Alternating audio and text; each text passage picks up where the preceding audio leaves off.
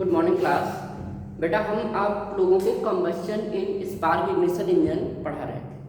तो last lecture में हमने क्या पढ़ाया था, 5 मिनट्स में हम आपको रिकॉल करा रहे हैं। लास्ट लेक्चर में मैंने आपको बताया था कि कंबस्शन मुझे पढ़ाना था।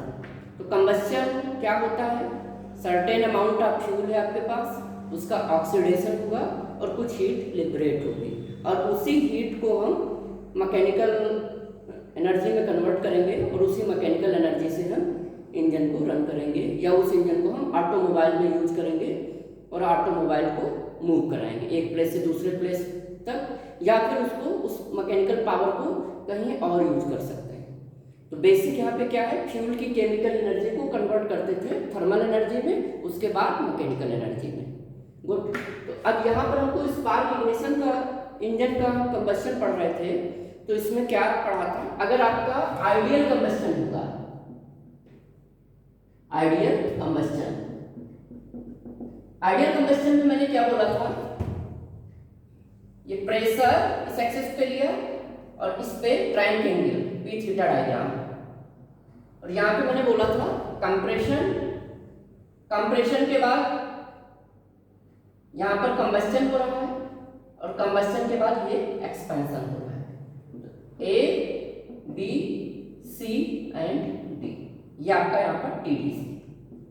तो आइडियल 4 स्ट्रोक इंजन के केस में ए टू बी कंप्रेशन हुआ था और इसके बाद जो कंबस्शन हुआ उसमें कोई टाइम नहीं लगा और एकदम से कंबस्शन हो गया without any time delay, and ये कंबस्शन बी टू सी हुआ, मतलब टॉप डेड सेंटर पे ही पूरा कंबस्शन हो रहा है क्लीयरेंस वाइज में, और सी से डी ये एक्सपेंशन हो रहा है। ये बेटा आइडियल इंजन है तो प्रैक्टिकली पॉसिबल नहीं है, क्योंकि कंबस्शन कराने में कुछ समय लगेगा आपको, तभी प्रेशर राइज डिटेक्ट करने में कुछ टाइम लगेगा। तो एक्चुअल इंजन में मैंने आपको क्या पढ़ाया था, एक्चुअल इंजन के केस में ये टीडीसी है सपोज, और इस एक्सिस पर आपने प्रेशर ले लिया। एक्चुअल इंजन में मैंने आपको पढ़ाया था कुछ डायग्राम इस तरीके से था, और यहां पर ये पॉइंट ए था, यहां पर स्पार्किंग हो रही थी पॉइंट ए पर, और ये पॉइंट ए कहां पे था, 20 डिग्री बिफोर टीडीसी। ये टीडीसी है, इससे पहले है, तो इसलिए इसको बोलते हैं 20 degree before TDC. Point A पे स्पार्किंग डिटेक्ट हुई थी, उसके बाद पॉइंट बी, इसके बाद था पॉइंट बी, यहाँ पे कहीं था टीडीसी के पास में, ये पॉइंट बी।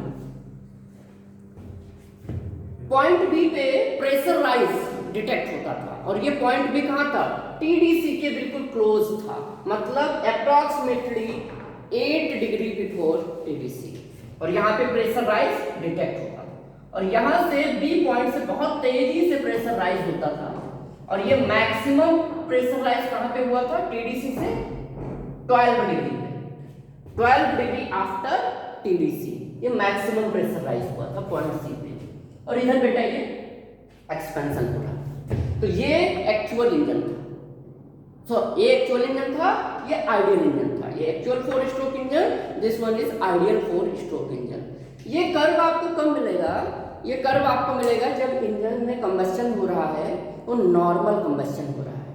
तो कई बार ऐसा होता है कि इंजन में नॉर्मल कंबस्शन नहीं होता है, जैसे आप चाह रहे हो फ्यूल का कंबस्शन सेम उसी तरीके से नहीं होता, एबनॉर्मल कंबस्शन होता है। एबनॉर्मल कंबस्शन को ही नॉकिंग बोलते हैं। अब एबनॉर्मल कंबस्शन कैसे होगा, इसको कैसे समझते हैं, अभी जो मैंने डायग्राम्स बनाए थे उसको फिर से समझते हैं। Normal combustion and abnormal combustion, abnormal combustion, okay, normal combustion and abnormal combustion। Normal combustion में कार्बोरेटर में, ध्यान रखिएगा बेटा, ये हमेशा ध्यान रखिएगा, ये मैं स्पार्क इग्निशन इंजन पढ़ा रहा हूँ, सीआई इंजन बाद में पढ़ा। तो नॉर्मल कंबस्शन में क्या हुआ था, कार्बोरेटर ने एयर फ्यूल के मिक्सचर को प्रिपेयर किया और उस एयर फ्यूल के मिक्सचर को हमने कंबस्शन चैम्बर में भेजा और कंबस्शन चैम्बर में स्पार्किंग हुई और स्पार्किंग के बाद कंबस्शन हो गया फ्यूल का और कंबस्शन के बाद थर्मल एनर्जी रिलीज हुई। उस थर्मल एनर्जी को हमने मैकेनिकल एनर्जी में कन्वर्ट कर लिया। कैसे होता है? सपोज एक क्रॉस सेक्शन हम लेते हैं कंबस्शन चैम्बर का, ये कंबस्शन चैम्बर का हमने क्रॉस सेक्शन लिया और इसको इधर हम प्लॉट करेंगे। इस एक्सिस पर हमने प्रेशर लिया और यहाँ पर ट्रायंगल है पी थीटा डायग्राम में। सपोज ये पोजीशन है स्पार्क प्लग की, तो स्पार्क प्लग से हमें पता है स्पार्क प्लग से इलेक्ट्रिक डिस्चार्ज होता है, स्पार्किंग होती है। तो ये कंबस्शन चैम्बर है, इसमें एयर फ्यूल का मिक्सचर भरा हुआ है पूरे कंबस्शन चैम्बर। ये फ्यूल के पार्टिकल्स हैं और ये एयर के पार्टिकल्स। इस कलर से मैंने दिखाया।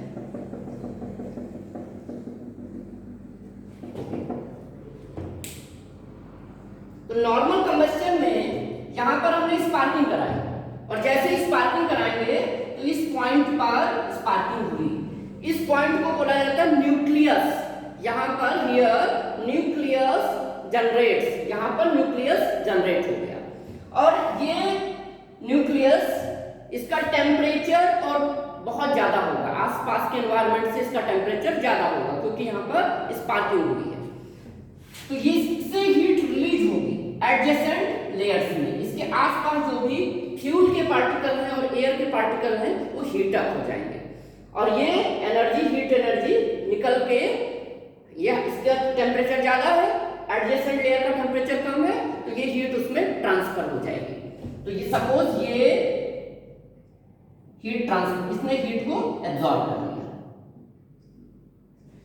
तो ये लेयर फ्यूल की जब हीट को एब्जॉर्ब कर लेगी तो इसका टेम्परेचर बढ़ेगा और बढ़ते हुए टेम्परेचर प्रेशर इतना बढ़ जाएगा कि ये यहां से स्पार्किंग की वजह से इसका भी कंबस्शन हो जाएगा इस लेयर का।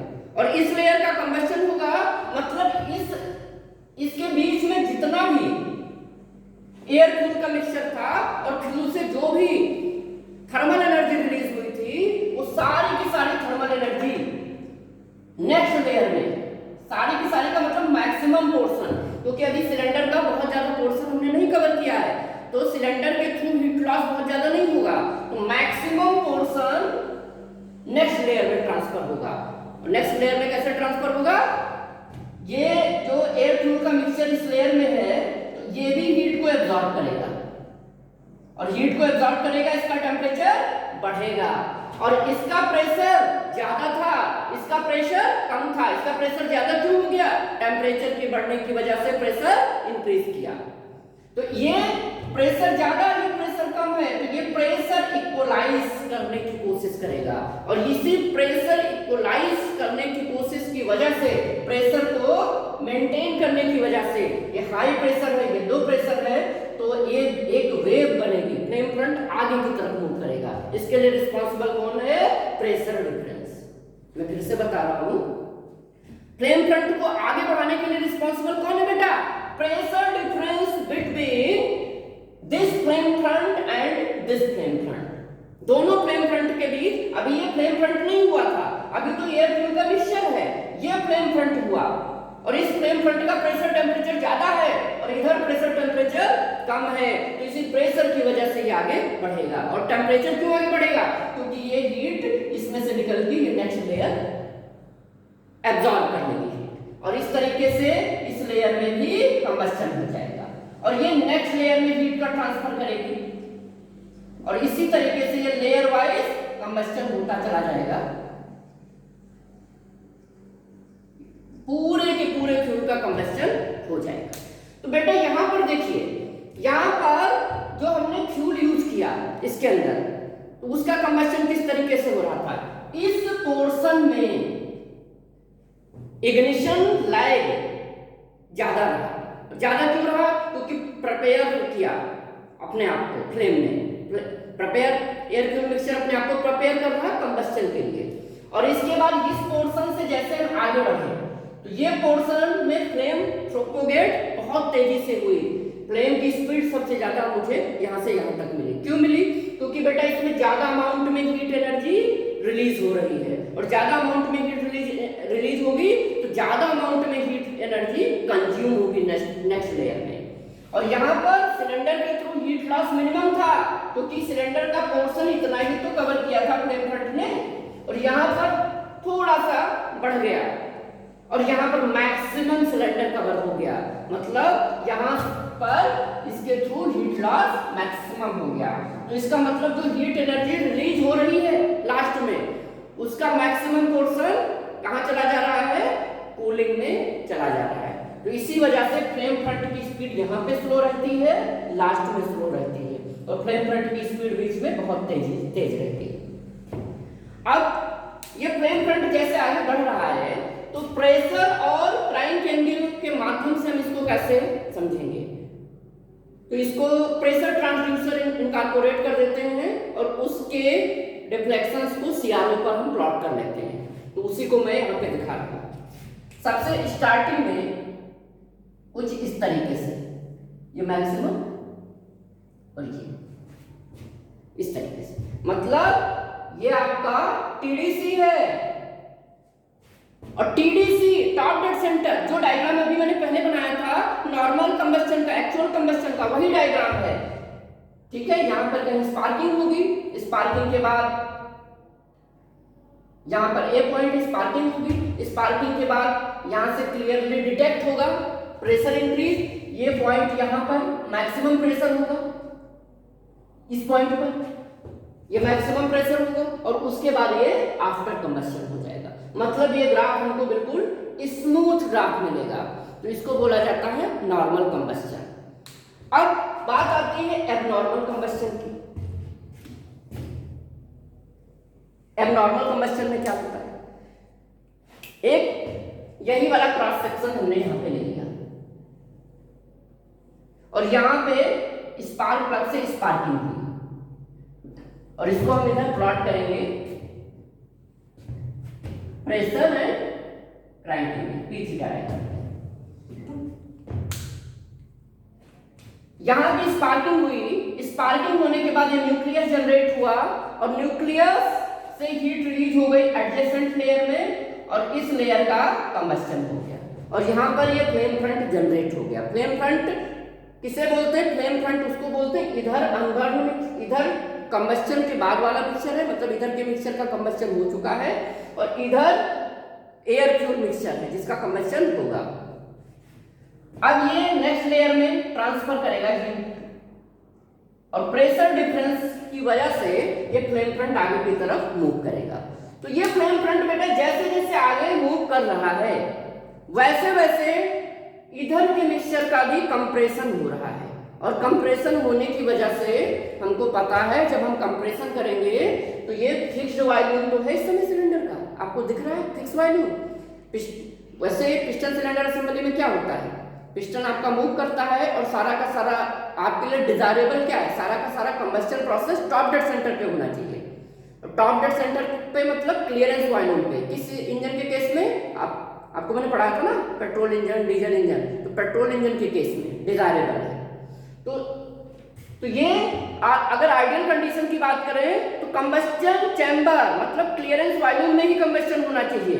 तो यहाँ पे ये आगे की तरफ फ्लेम फ्रंट मूव कर रहा है, और इधर में जो भी एयर फ्यूल के पार्टिकल्स हैं उनको कंप्रेस कर रहा है, और कंप्रेस करते करते ये इधर आगे से बढ़ रहा है। इसके वेरियस पिन पॉइंट लोकेशन से मान लीजिए इस पॉइंट पर सेल्फ इग्निशन टेम्परेचर अचीव हो जाता है। क्या अचीव हो जाता है? Self ignition temperature. Self ignition temperature का मतलब होता है टेम्परेचर और प्रेशर की वह वैल्यू जिस पे फ्यूल अपने आप ऑटो इग्नाइट हो जाता है।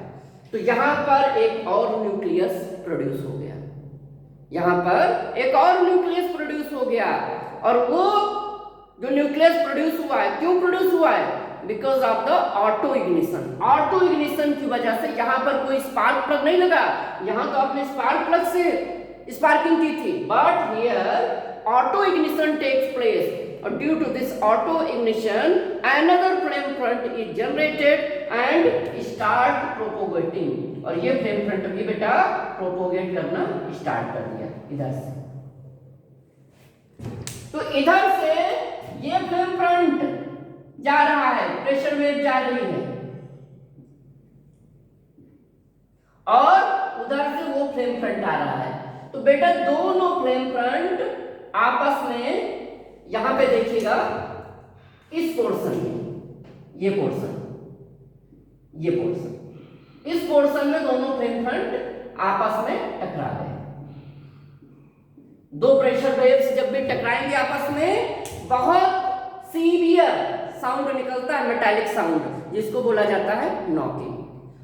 आपका इंजन वाइब्रेट करता है। किस फ्रीक्वेंसी से वाइब्रेट करता है? जो फ्रीक्वेंसी इसके अंदर की गैस की होगी, एयर फ्यूल मिक्सचर की होगी, सेम फ्रीक्वेंसी से आपका इंजन वाइब्रेट करने लगता है। और क्या होता है? पावर लॉस होती है। पावर लॉस क्यों होगी? क्योंकि बेटा इस तरीके से नॉर्मल कंबस्शन होगा तब पीक प्रेशर आपको मिलेगा, और यहां पर पीक प्रेशर, यहां पे क्या हो रहा है, कुछ इस तरीके से। ये पोर्शन यहां पर हो रही है नॉकिंग, इसी को बोला जाता है नॉकिंग। और ये नॉकिंग क्यों हो रही है? क्योंकि एक फ्लेम फ्रंट इधर से मूव कर रहा है और दूसरा फ्लेम फ्रंट इधर जनरेट हो गया। क्यों जनरेट हो गया बेटा flame front? Because of the auto ignition. ये यहां पर सेल्फ इग्निशन टेम्परेचर अचीव हो गया। और सेल्फ इग्निशन टेम्परेचर देखिए दो, फिर से मैं एक बार आपको फिर से बता रहा हूं, रिवाइज करा रहा हूं, अगर कोई पॉइंट छूट गया हो तो फिर से समझ लीजिए। एबनॉर्मल कंबस्शन के केस में, एबनॉर्मल कंबस्शन बेसिकली दो तरीके से होता है। एक तो प्री इग्निशन होता है due to the pre ignition, और दूसरा due to the auto ignition. तो ऑटो इग्निशन को यहां पर हम डील कर रहे हैं, प्री इग्निशन हम बाद में बताएंगे आपको। यहां पर स्पार्क से स्पार्किंग हुई, और इस स्पार्किंग की वजह से ये फ्लेम फ्रंट जनरेट हुआ, और ये फ्लेम फ्रंट आगे की तरफ प्रोपोगेट कर रहा है, और इसमें remaining air fuel mixture is compressed due to this flame front, and at various pinpoint locations fuel get its ignition temperature, self ignition temperature। various pinpoint location पर एयर फ्यूल मिक्सचर कहां पे आ गया? अपने सेल्फ इग्निशन टेम्परेचर को achieve कर लिया। Self ignition temperature का मतलब प्रेशर टेम्परेचर की वैल्यू जिसके लिए फ्यूल में अपने आप कंबस्शन हो जाए, आग लग जाए, स्पार्किंग हो जाए, जलने लगे। तो इस पॉइंट पर इसने सेल्फ इग्निशन टेम्परेचर अचीव कर लिया। और ये कब तक मेंटेन रहा? ये कंडीशन कब तक मेंटेन रही? ड्यूरिंग इग्निशन लैग, मतलब जितना समय चाहिए था उतने समय के लिए सेल्फ इग्निशन टेम्परेचर मेंटेन रहा, तभी और तभी फ्लेम फ्रंट जनरेट होगा। दो कंडीशंस होनी चाहिए। पहली कंडीशन कौन सी है? First condition is self ignition temperature achieve होना चाहिए। दूसरी कंडीशन, ये सेल्फ इग्निशन टेम्परेचर मेंटेन रहना चाहिए। कब तक? During ignition lag pre flame reactions, मतलब जब तक कि इग्निशन लैग का समय जो होता है, मतलब प्रिपरेटरी फेज तक के लिए मेंटेन होना चाहिए सेल्फ इग्निशन टेम्परेचर, तभी यह फ्लेम फ्रंट जनरेट होगा। मान लीजिए इस लोकेशन पर सेल्फ इग्निशन टेम्परेचर अचीव हो गया, लेकिन ये तुरंत अचीव हुआ और तुरंत जो है क्विक डाउन हो गया टेम्परेचर, क्योंकि टर्बुलेंस भी तो होता है। तो ये डाउन हुआ, मतलब इसमें प्री इग्निशन टाइम तक ये मेंटेन नहीं रहा, तो यहाँ पर फ्लेम फ्रंट जनरेट नहीं होगा। लेकिन यहाँ पर इसके लिए दोनों कंडीशन सेटिस्फाई कर रही हैं। Self ignition pressure temperature achieve हुआ और वो मेंटेन रहा। किस समय तक मेंटेन रहा? प्रिपरेटरी फेज तक, जब तक कि फ्यूल ने अपने आप को कंबस्शन के लिए प्रिपेयर कर लिया, तब फ्लेम फ्रंट जनरेट हुआ। और दोनों फ्लेम फ्रंट प्रेशर वेव्स आके टकराती हैं। जब दोनों प्रेशर वेव्स टकराती हैं तो बहुत सीवियर साउंड क्रिएट होता है, और उसको हम जो है बोलते हैं नॉकिंग। और ये देखिए इस तरीके से डिस्टर्बेंस होता है। कई बार सिलेंडर की इनर वॉल में डैमेज हो जाता है, इतना सीवियर होता है कि सिलेंडर की इनर वॉल में मेटल तक इरोड हो जाता है और सिलेंडर आपका इंजन भी डैमेज हो जाता है।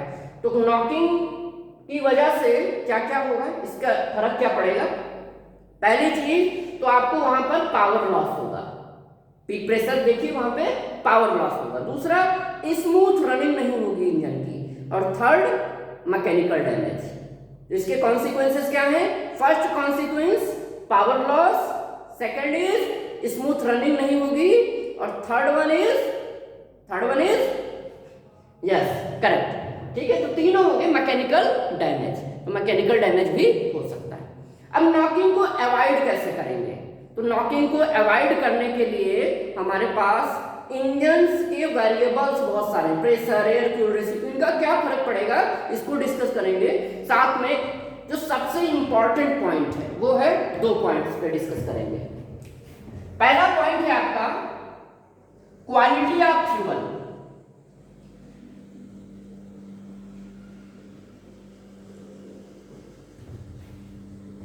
और दूसरा सेकंड पॉइंट क्या है? कंप्रेशन रेशियो वाला तो टेक्निकल पॉइंट है बेटा, वो तो मैं बता चुका हूं आपको कि कंप्रेशन रेशियो की वैल्यू क्या रखेंगे, तो नॉकिंग वो डिस्कस कर चुका हूं। यहाँ पे फ्यूल की हम बात करते हैं बेसिकली, कि जो आपने जो फ्यूल यूज किया उसमें कौन कौन सी क्वालिटीज होनी चाहिए। तो पहला क्वालिटी ऑफ फ्यूल में क्या देखेंगे? हम देखेंगे कि उसमें उसका सेल्फ इग्निशन टेम्परेचर कैसा है,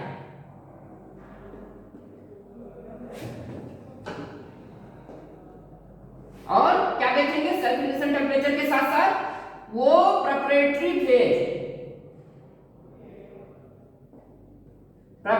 फेज का मतलब होता है इग्निशन लैग में कितना टाइम लेता है।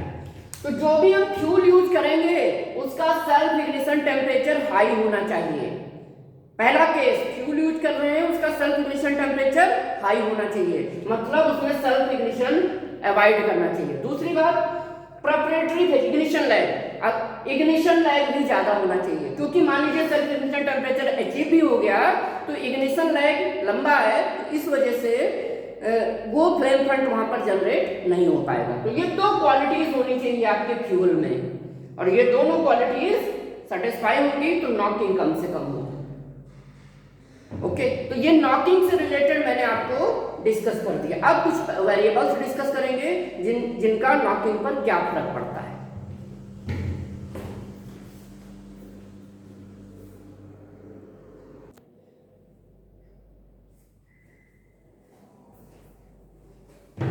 डिस्कस करेंगे effect of engine variables on knocking. Engine variable means compression ratio. बेटा कंप्रेशन रेशियो जब आप इंजन को डिजाइन करते हैं उस समय आप कंप्रेशन रेशियो को ध्यान में रखते हैं कि आप पेट्रोल इंजन डिजाइन कर रहे हो, डीजल इंजन डिजाइन कर रहे हो, कंप्रेशन रेशियो कितना रहना चाहिए।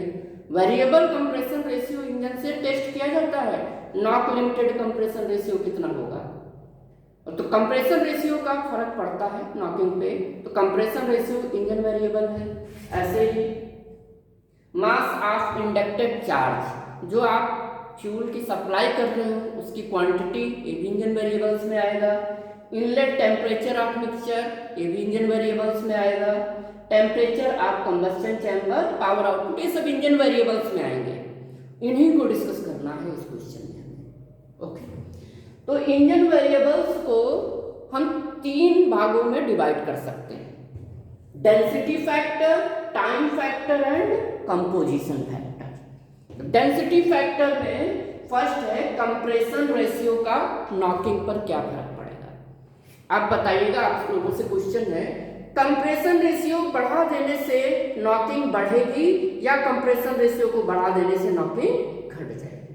बहुत सिंपल है समझना इसको। देखिए कंप्रेशन रेशियो बढ़ाओगे तो कंप्रेशन रेशियो क्या होता है, इनिशियल स्टेट में आपने सिलेंडर के अंदर जितना चार्ज लिया था और कंप्रेशन करने के बाद कितने हद तक आपने उसको कंप्रेस कर दिया है, दोनों के वॉल्यूम का रेशियो, कंप्रेशन रेशियो। तो जितना ज्यादा कंप्रेशन रेशियो होगा उतना ही ज्यादा उस पर्टिकुलर जो आपने चार्ज को इंडक्ट किया था उसका प्रेशर और temperature at the end of the compression के लास्ट में क्लियरेंस वॉल्यूम में प्रेशर और टेम्परेचर बढ़ जाएगा। जब प्रेशर और टेम्परेचर बढ़ गया बेटा चार्ज का, तो बढ़े हुए प्रेशर टेम्परेचर की वजह से इग्निशन लैग की वैल्यू कम हो जाएगी। इग्निशन लैग का मतलब किसी फ्यूल को जलाने के लिए, वो फ्यूल अपने आप को कंबशन कराने के लिए, अपने आप को प्रिपेयर करने के लिए कुछ टाइम लेता है, और उसका प्रेशर टेम्परेचर बढ़ा दोगे तो वो जल्दी प्रिपेयर हो जाएगा कंबशन कराने के लिए। तो बेटा इग्निशन लैग कम हो जाती है।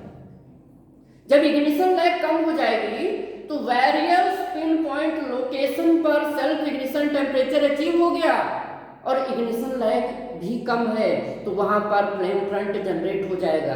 मैंने अभी समझाया था, नॉकिंग को अवॉइड करने के लिए इग्निशन लैग ज्यादा होना चाहिए। क्यों ज्यादा होना चाहिए?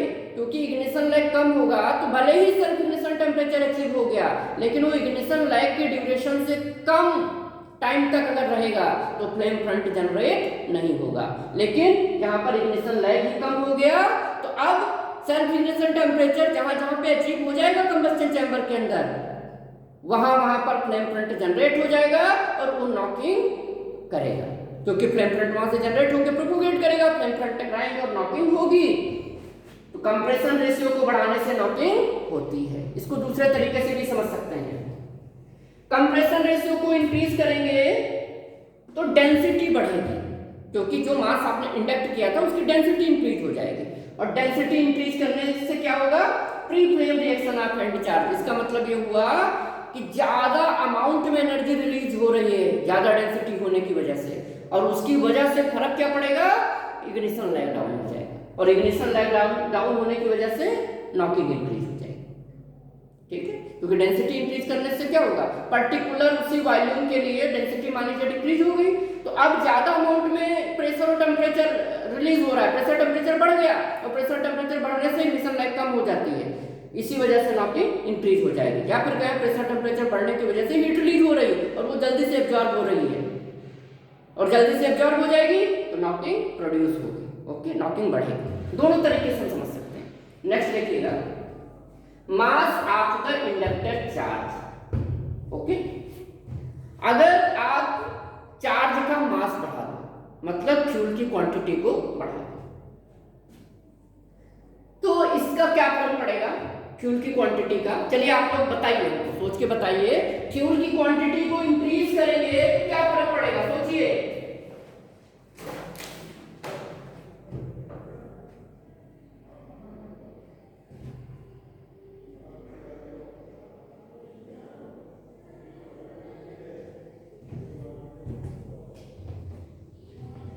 देखिए, मास को हम इंक्रीज कर देंगे। क्या? मास को इंक्रीज कर देंगे, मास ऑफ द इंडक्टर चार्ज। तो इसकी वजह से temperature and density at the time of the ignition के टाइम टेम्परेचर और डेंसिटी डिक्रीज हो जाएंगे, और इसकी वजह से नॉकिंग डिक्रीज हो जाएगी। ठीक है, mass of the inductor charge को mass of the inductor charge जो हम एयर फ्यूल के मिक्सचर को ले रहे हैं, ओके, एयर फ्यूल के मिक्सचर को ले रहे हैं इसमें कंबस्शन चैम्बर में। तो एयर फ्यूल के मिक्सचर को हमने कंबस्शन चैम्बर में लिया और कम एयर फ्यूल के मिक्सचर को लिया, तो जब बेटा कम लोगे तो उसकी डेंसिटी डिक्रीज हो जाएगी ना।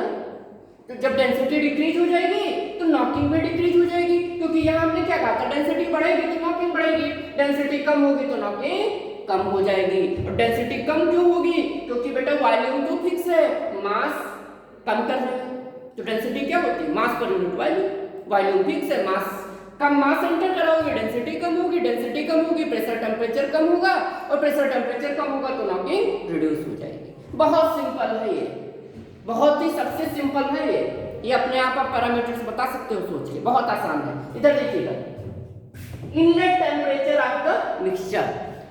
Inlet temperature of the mixture का मतलब हुआ जो एयर फ्यूल मिक्सचर आप भेज रहे हो कार्बोरेटर से कंबस्शन चैम्बर के अंदर सक्शन करा रहे हो, उसका जो टेम्परेचर है वो कम होगा तो क्या फर्क पड़ेगा? ज्यादा होगा तो नॉकिंग पे क्या फर्क पड़ेगा? तो इनलेट टेम्परेचर को इंक्रीज करोगे तो कंप्रेशन के बाद जो टेम्परेचर अचीव हो रहा था अब वो और बढ़ जाएगा, और ज्यादा अचीव हो जाएगा पहले जितना अचीव हो रहा था। तो उसकी वजह से क्या होगा? तो टेम्परेचर बढ़ने की वजह से सेल्फ इग्निशन टेम्परेचर पे फ्यूल आ जाएगा और सेल्फ इग्निशन टेम्परेचर को अचीव कर लेगा और वो नॉकिंग को प्रमोट करेगा। तो मैं पहले भी बता चुका हूँ टेम्परेचर प्रेशर के बढ़ने पर नॉकिंग बढ़ती है। तो टेम्परेचर के बढ़ने की वजह से सेल्फ इग्निशन टेम्परेचर को जल्दी अचीव करेगा फ्यूल और जल्दी अचीव करेगा और फिर नॉकिंग को प्रमोट करेगा। तो इसकी वजह से नॉकिंग बढ़ती है। लेकिन टेम्परेचर के बढ़ाने से वॉल्यूमेट्रिक इफिशियंसी डिक्रीज हो जाती है। कैसे डिक्रीज हो जाती है? वॉल्यूमेट्रिक इफिशियंसी होती क्या है बेटा? Volumetric efficiency the breathing capacity of the engine. आप कितना सांस लेते हो, ठीक है? कैसे? मान लीजिए आपके हार्ट में सक्शन हो रहा है तो आप एक बार में पूरा हार्ट फिल कर देते हो एयर से और फिर कितना या और फिर उसको एग्जॉस्ट कितना कराते हो एक बार? मान लीजिए आपका वॉल्यूम हार्ट का कुछ भी है, मुझे नहीं पता क्या है, 50 सीसी मान लीजिए वॉल्यूम है या 100 सीसी वॉल्यूम है आपके हार्ट का। तो आपने सक्शन कराया तो सक्शन में 100 सीसी पूरा वॉल्यूम अगर एयर आ रही है तो एयर का वॉल्यूम और आपके हार्ट का वॉल्यूम दोनों इक्वल है, मतलब आपकी वॉल्यूमेट्रिक एफिशिएंसी ज्यादा है। लेकिन ऐसा होता नहीं है कि जितना हार्ट का वॉल्यूम है पूरा का पूरा हमने एयर से फिल कर दिया, क्योंकि कभी हम लंबी सांस लेते हैं, ठीक है? तो ऐसे ये तो एक एग्जांपल बता रहा था। इंजन के केस में क्या होगा, जब इनलेट टेम्परेचर इंक्रीज करेगा तो टेम्परेचर इंक्रीज करने से रेयर फ्रैक्शन होता गैस, थोड़ा सा डेंसिटी कम हो जाती है एयर फ्यूल मिक्सचर की, उसकी वजह से वॉल्यूमेट्रिक एफिशिएंसी डिक्रीज हो जाएगी। मतलब इनलेट टेम्परेचर को इंक्रीज करने से नॉकिंग बढ़ती है और वॉल्यूमेट्रिक एफिशिएंसी डिक्रीज होती है। गुड। उसके बाद देखिए temperature of the combustion chamber. Combustion chamber के टेम्परेचर का क्या फर्क पड़ता है नॉकिंग पर? तो देखिए बेटा, पहली चीज तो हमको हॉट स्पॉट अवॉइड करना चाहिए। हॉट स्पॉट अवॉइड क्यों करना चाहिए? हॉट स्पॉट अवॉइड इसलिए करना चाहिए क्योंकि अगर कोई हॉट स्पॉट रह जा रहा है तो वहां से प्री इग्निशन होने के चांसेस बहुत ज्यादा रहते हैं। प्री इग्निशन का मतलब जैसे ही एयर फ्यूल मिक्सचर अंदर गया स्पार्क से स्पार्किंग हो नहीं पाई और स्पार्किंग अभी नहीं हुई थी, तब तक उधर प्री इग्निशन हो गया। तो फ्यूल हमारा जहां पे पीक प्रेशर मिलना चाहिए था वहां पे पीक प्रेशर आपको नहीं मिल रहा है, पहले ही कंबस्शन हो जा रहा है, पावर लॉस हो जाती है आपकी। तो हॉट स्पॉट कौन कौन से होते हैं? पहला तो स्पार्क प्लग। स्पार्क प्लग से स्पार्किंग होती है, उसकी कूलिंग उतनी तेजी से नहीं हो पाती है तो वो हॉट स्पॉट बना रहता है। दूसरा एग्जॉस्ट वाल्व। इनलेट वाल्व नहीं होता है हॉट स्पॉट, क्योंकि इनलेट वाल्व से एयर फ्यूल का मिक्सचर आ रहा है बेटा, लेकिन आफ्टर कंबस्शन एग्जॉस्ट वाल्व से निकल रहा है। तो कंबस्शन के बाद तो हीट एनर्जी रिलीज होती है, इस वजह से एग्जॉस्ट वाल्व का को हम हॉट स्पॉट कंसीडर करते हैं। तो कभी जब भी हम कंप्रेशन कराएं, मान लीजिए ये कंबस्शन चैम्बर है, ये आपका स्पार्क प्लग लगा हुआ है, ठीक है? तो कभी कंप्रेशन ये जो है अगेंस्ट हॉट स्पॉट नहीं कराना चाहिए। क्यों नहीं कराना चाहिए हॉट स्पॉट अगेंस्ट? क्योंकि इधर से प्रेशर वेव जा रही है, उधर से भी दूसरी प्रेशर वेव आएगी, नॉकिंग के चांसेस बढ़ जाएंगे। तो इसीलिए हॉट स्पार्क प्लग को कोशिश ये रहती है, बहुत सारे डिजाइनर्स मिडिल में लगाते हैं, दोनों वाल्व के बीच में लगाते हैं, जिससे कि वो स्पार्क प्लग्स वो यहाँ से स्पार्क प्लग इधर एक वाल्व इधर, फिर आपका जो फ्लेम फ्रंट प्रोपोगेट करता है और लास्ट में इधर कोई hot spot, no hot spot, इसमें यहाँ पे कोई हॉट स्पॉट नहीं रहती। तो किस बात का ध्यान रखना होता है नॉकिंग के अवॉइड करने के लिए कि कंप्रेशन जो कराना है वो अगेंस्ट हॉट स्पॉट नहीं कराना है, ठीक है? इस बात का ध्यान रखिएगा, नॉकिंग रिड्यूस हो जाएगी। लास्ट पॉइंट है आपका power output of the engine. बेटा पावर आउटपुट को डिक्रीज करोगे, कम पावर आउटपुट लोगे तो टेम्परेचर डिक्रीज हो जाएगा और टेम्परेचर डिक्रीज होने की वजह से सेल्फ इग्निशन टेम्परेचर अचीव नहीं हो पाएगा और नॉकिंग भी रिड्यूस हो जाएगी। तो इस तरीके से मैंने आपको पहला पोर्शन कंप्लीट कर दिया, डेंसिटी फैक्टर। ओके, अब हम डिस्कस करेंगे टाइम फैक्टर। टाइम फैक्टर्स का नॉकिंग पर क्या फर्क पड़ता है।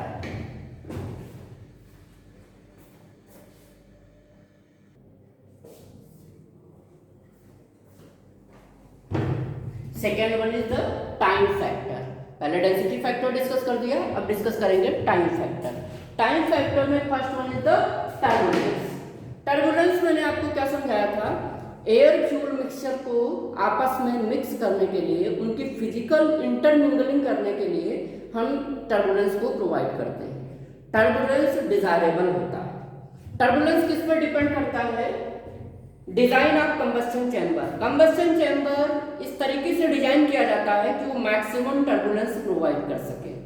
जैसे कि पिस्टन के क्राउन का शेप इस तरीके से दिया जाता है, और जो भी एग्जॉस्ट वाल्व की पाइपिंग जो भी है वहां पर उनके क्रॉस सेक्शनल एरिया को रिड्यूस करके टर्बुलेंस को हम लोग प्रमोट करते हैं।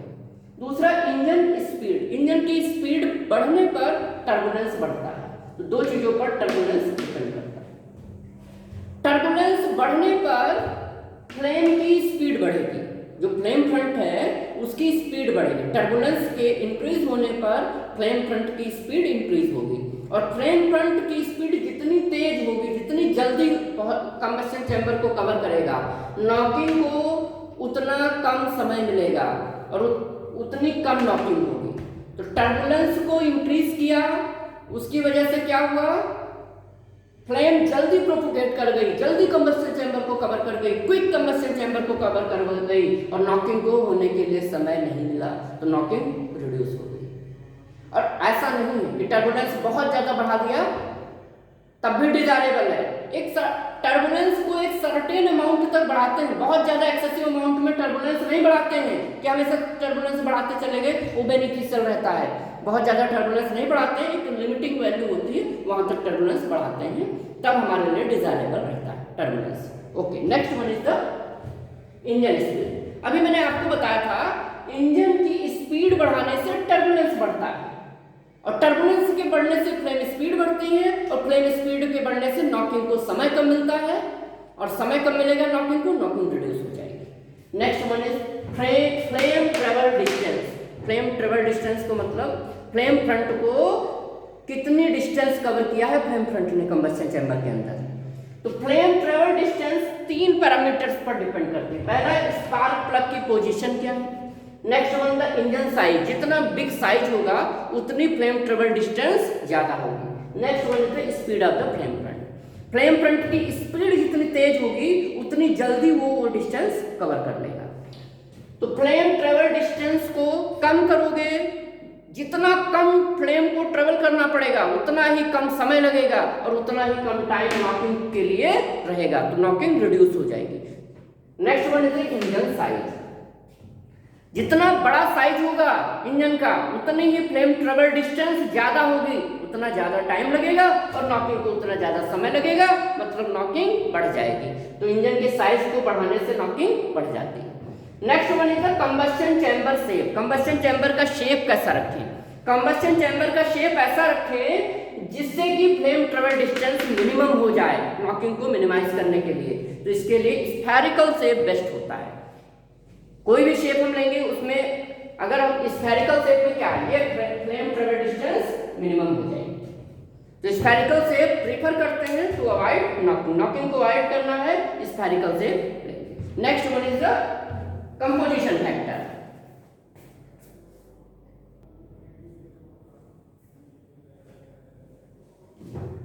लास्ट है कंपोजिशन फैक्टर। कंपोजिशन फैक्टर का नॉकिंग पर क्या इफेक्ट पड़ता है। सबसे first one is air fuel ratio.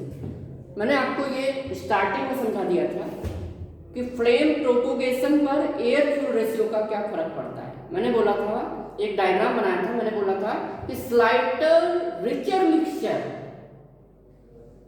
में अगर आप स्लाइटर रिचर मिक्सचर सप्लाई कर रहे हो, वहां पर फ्लेम फ्रंट की स्पीड सबसे तेज होती है। बहुत ज्यादा रिचर मिक्सचर नहीं देना है आपको, स्लाइटर रिचर मिक्सचर। तो मैक्सिमम स्पीड कब मिलेगी फ्लेम फ्रंट को, स्लाइटर रिचर मिक्सचर।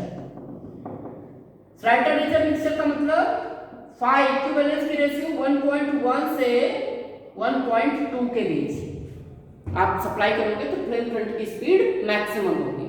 जब फ्लेम फ्रंट की स्पीड ज्यादा होगी तो नॉकिंग के लिए टाइम कम मिलेगा और नॉकिंग कम होगी, नॉकिंग मिनिमम होगी। जब आप 5 = 1 हो जाता है, 5 = 1 का मतलब जब आप केमिकली करेक्ट मिक्सचर सप्लाई करते हो, stoichiometric air fluid mixture supply करते हो, उस समय ऑटो इग्निशन के लिए मैक्सिमम टाइम मिलता है। ऑटो इग्निशन के लिए एयर फ्लूइड मिक्सचर को मैक्सिमम टाइम मिलता है। लेकिन स्लाइटर रिचर मिक्सचर जब आप सप्लाई करोगे तो रिच मिक्सचर, स्लाइटर रिचर मिक्सचर होने की वजह से जितना रिक्वायरमेंट है उससे हल्का सा more amount heat energy release होगी जो एब्जॉर्ब कर ली जाएगी और इसकी वजह से फ्लेम फ्रंट बहुत तेजी से प्रोपोगेट करेगा। और ज्यादा रिच मिक्सचर आपने सप्लाई कर दिया तो कंप्लीट कंबस्शन हो ही नहीं पाएगा, उस केस में इनकम्प्लीट कंबस्शन होगा। तो ज्यादा रिच मिक्सचर भी नहीं देना है, स्लाइटर रिचर मिक्सचर पे फ्लेम बहुत तेजी से प्रोपोगेट करती है। Next, octane value of fuel. Fuel के बारे में मैं आपको पहले बता चुका हूं कि अगर आपके पास फ्यूल अच्छा नहीं है तो क्या होगा, ये प्री इग्निशन करा देगा। कई बार आपसे 2 मार्क्स में क्वेश्चन भी आता है, प्री इग्निशन को डिफाइन कीजिए। हाइड्रोकार्बन का कंबस्शन हो नहीं पाया, कुछ रेड हॉट कार्बन के पार्टिकल्स लगे रहे कंबस्शन चैम्बर की इनर वॉल में, और जैसे ही आपने सक्शन कराया एयर फ्यूल मिक्सचर का और वो उसका कंबस्शन, ये पार्टिकल्स करा ले जाते हैं स्पार्किंग के पहले। इसको प्री इग्निशन बोला जाता है, ये अनडिजायरेबल होता है। तो ऐसा फ्यूल यूज करते हैं जिसकी ऑक्टेन वैल्यू, एक होती है octane value SI engine fuel के लिए, सीटेन वैल्यू होती है डीजल इंजन फ्यूल के लिए। तो ऑक्टेन वैल्यू मतलब एक स्टैंडर्ड फ्यूल से कंपेयर करते हैं जिसमें आइसो ऑक्टेन और एन हेप्टेन मिला होता है। इसको हम जब फ्यूल की क्वालिटीज पढ़ाएंगे तब बताएंगे। अभी आप सिर्फ इतना समझिए, ऐसा फ्यूल यूज करते हैं जिसका सेल्फ इग्निशन टेम्परेचर हाई होना चाहिए और साथ में इग्निशन लैग भी हाई होना चाहिए, इग्निशन नॉकिंग को प्रिवेंट करने के लिए सेल्फ इग्निशन टेम्परेचर हाई होना चाहिए। ऐसा फ्यूल यूज करते हैं जिसका सेल्फ इग्निशन टेम्परेचर हाई होगा, इग्निशन लैग भी हाई होगा, तो नॉकिंग लो हो जाएगी। बेटे सेल्फ इग्निशन टेम्परेचर हाई होगा तो उससे क्या होगा, वेरियस पिन पॉइंट लोकेशंस पर सेल्फ इग्निशन अचीव ही नहीं हो पाएगा। गलती से अगर अचीव भी हो गया तो वो बहुत कम समय के लिए रहेगा, इसको जलने के लिए कुछ समय चाहिए ना, इसका इग्निशन लैग हाई है, इतनी जल्दी कंबस्शन नहीं होगा। अगर फ्यूल का इग्निशन लैग हाई है तो सेल्फ इग्निशन टेम्परेचर अचीव होने पर भी फ्लेम फ्रंट जनरेट नहीं होगा। क्यों नहीं होगा, क्योंकि इग्निशन लैग हाई होने की वजह से उसका कंबस्शन ऑटो इग्निशन नहीं हो पाएगा। तो आज के लेक्चर में हमने आपको knocking in SI engine complete lecture deliver कर दिया है। अभी भी अगर किसी को कोई कंफ्यूजन है तो आप मुझसे बात कर सकते हो। मेरा कांटेक्ट नंबर तो सभी के पास सही है और सारे बच्चे मुझे फोन भी करते हैं। एक रिक्वेस्ट और है आप लोगों से कि बेटा जो भी मैंने पढ़ाया है बोर्ड पे और इसको मेरे नोट्स रख लीजिए अपने सामने और दोनों को कंपेयर कीजिए। आपको लिखने की कुछ भी जरूरत नहीं है, मेरे असाइनमेंट सफिशिएंट है। किसी भी एग्जाम के लिए, इंडिया में कोई भी एग्जाम हो रहा है जिसमें ऐसे इंजन पूछा जाए तो उसमें हम सफिशिएंट पढ़ा दे रहे हैं आपको। तो नोट्स रख लीजिए, नोट्स के साथ मेरे लेक्चर को कंपेयर कीजिए, समझने की कोशिश कीजिए। अगर कहीं कोई डाउट अराइज हो रहा है तो उसी समय कॉल कीजिए, 24 आवर हम अवेलेबल रहेंगे। बच्चे 9 बजे से 11 बजे के बीच ज़्यादा कॉल करते हैं, आप उसी समय कॉल कर सकते हो। शाम को 9 बजे से 10 बजे के बीच आप बात कर सकते हो, मैं आपको समझा दूंगा, गूगल मीट पे समझा दूंगा सारी चीजें। लेकिन इसको पहले 2 बार जरूर पढ़िएगा कम से कम, क्योंकि जब आप हमसे क्वेरी करोगे ना तो मैं आपसे यही पूछूंगा कि आपने नोट्स मेरे लिए हैं या नहीं लिए हैं। तो ऐसे फोन नहीं कर देना है, अच्छे से लेक्चर प्रिपेयर करना है, देन कोई डाउट अराइज होता है तो मुझसे पूछना। Thank you very much.